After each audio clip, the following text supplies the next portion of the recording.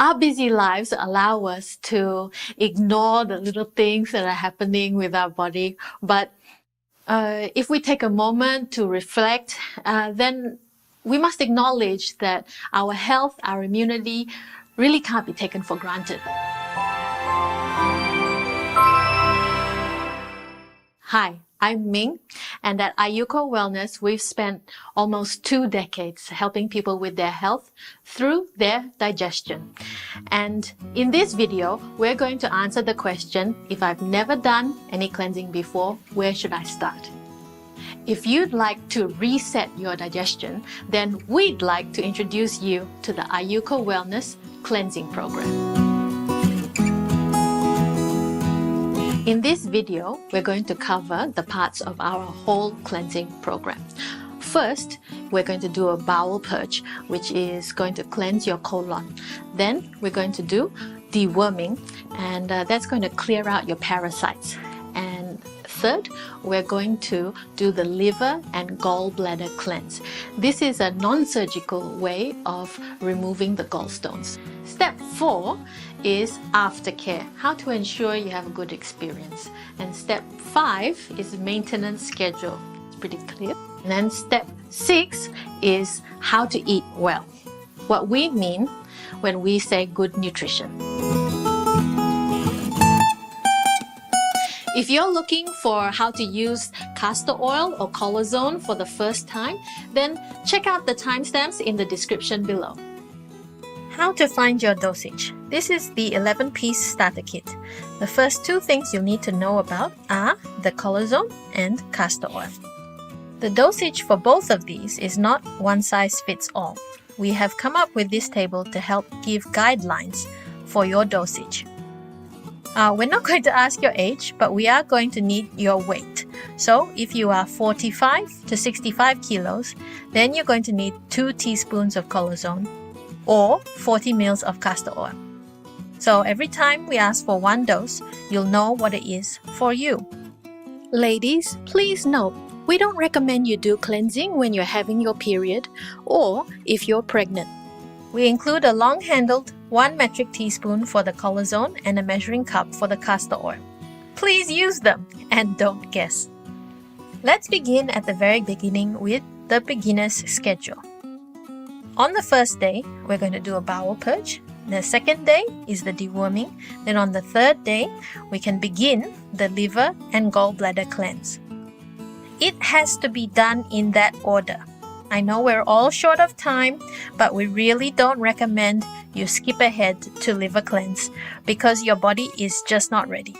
It's very easy to get cramping and headaches and more if you skip ahead. You'll get much better results more painlessly this way. Part 1. Bowel purge. You can choose between colozone or castor oil to do the bowel purge. Don't use both. Colozone is a tasteless white powder and a very easy place for newbies to start. Castor oil is a very thick oil with a unique taste and takes some getting used to. If you've never done any kind of cleansing before, we usually recommend starting with the colozone. For the bowel purge, you can eat normally but lightly during the day. If you normally eat meat, dairy, eggs, you can still have those. Just watch your portion size. Then, take it 3 hours after dinner. For example, if you have dinner at 7 p.m., you can have your colozone at 10 p.m. How you take it is you put 1 dose of colozone into freshly squeezed fruit juice and mix. And then you drink that and you follow with 2 more glasses of juice or other liquids. That's the minimum.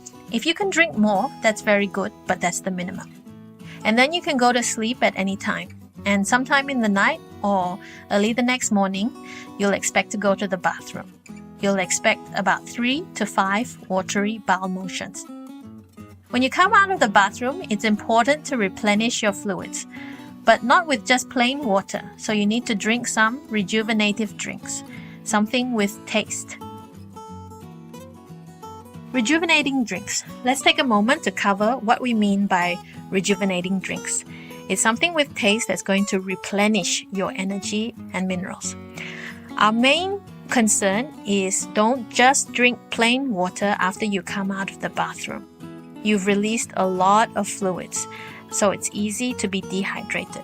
If you drink just plain water, it's easy to feel uncomfortable, nauseous, and headachy. Here's the list that we provide. They are just a list of suggestions.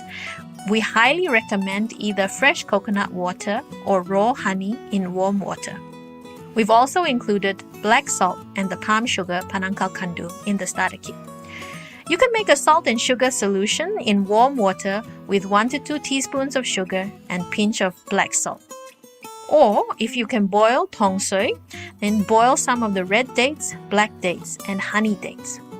Any of those on the list is fine. You don't have to do all of them. Just pick whichever one is easy for you to drink.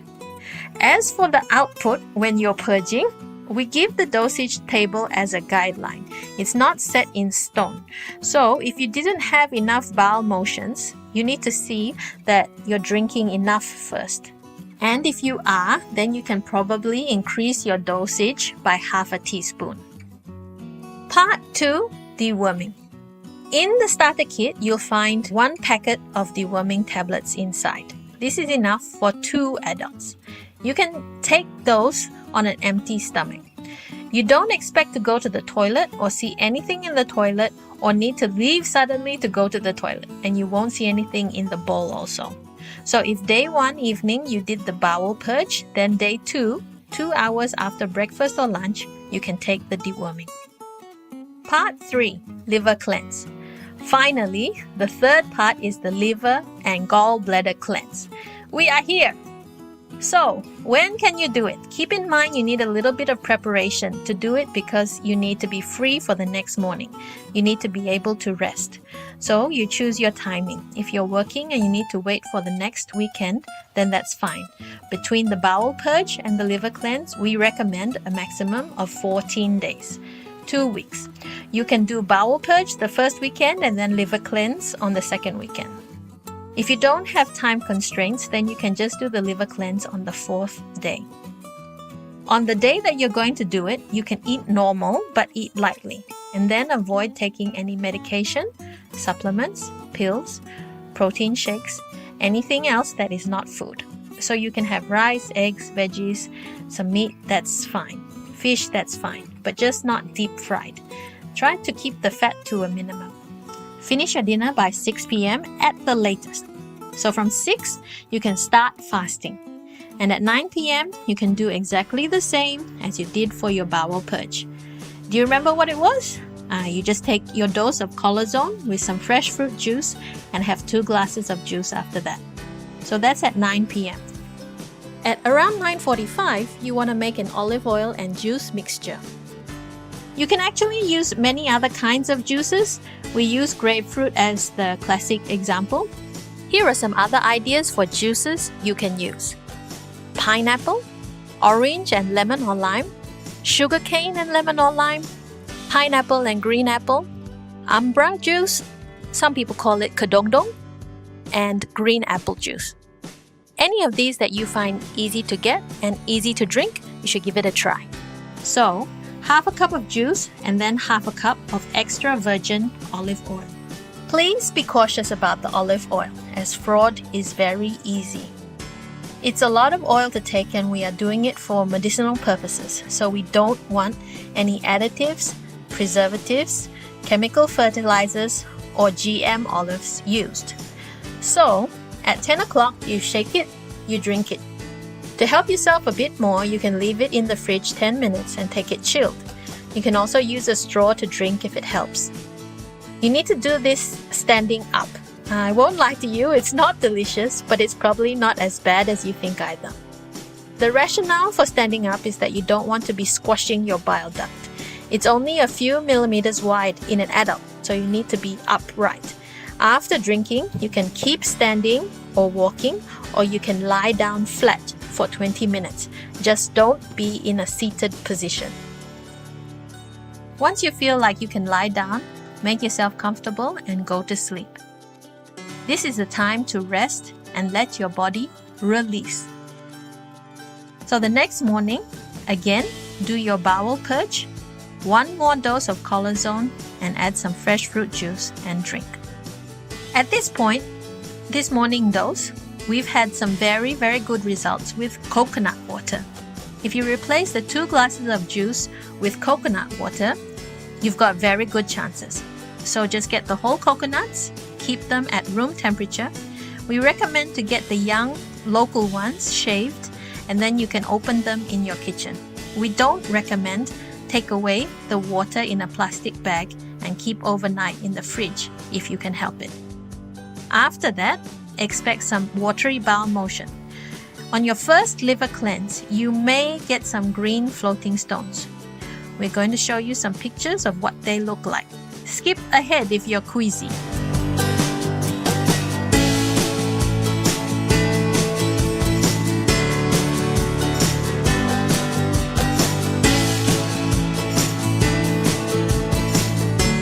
So on your first try, you just expect 3 to 5 bowel motions. You're not going to expect a sea of green as far as the eye can see. The pictures here are really great results, but they are the product of persistence and patience. Those are the 2 P's that we need most of all in this process. Don't put any pressure on yourself the first time. If you see some green that is floating and those are stones, then you can pat yourself on the back. That's a bonus. After your first liquid bowel motion, then you can get on with breakfast. So for the liver cleanse, aftercare is very important. During the process, there would be a lot of rumbling and grumbling from your stomach. We would like your experience to be comfortable and painless and as easy as possible. So we include this recipe. It's a vegetable soup recipe, something that you can take to calm everything down. It's just a normal vegetable soup. If you don't have some of the vegetables listed, you can substitute with whatever you have in the fridge. Except there's 2 special ingredients. There's tarragon and asafoetida. Asafoetida is used in a lot of Indian cooking and sometimes called hing. And then there's tarragon, which is very popular in European cooking. So they will help you get the wind out and they will help you warm your stomach. Return your digestion to be very comfortable. It's a very clear, clean thing to drink. You can just drink the soup by itself or you can eat the veggies as well as a meal replacement. So that's up to you. Okay, so once you've done that, part 1, 2, and 3 of this cleansing process, then you are done as a beginner. Congratulations! Maintenance schedule. At this point, most people's question is, when do I have to do this next? For maintenance, you can do a bowel purge or a liver cleanse monthly, and then you can do the deworming every 3 to 6 months. Every 3 months if you have pets, and every 6 months if you don't.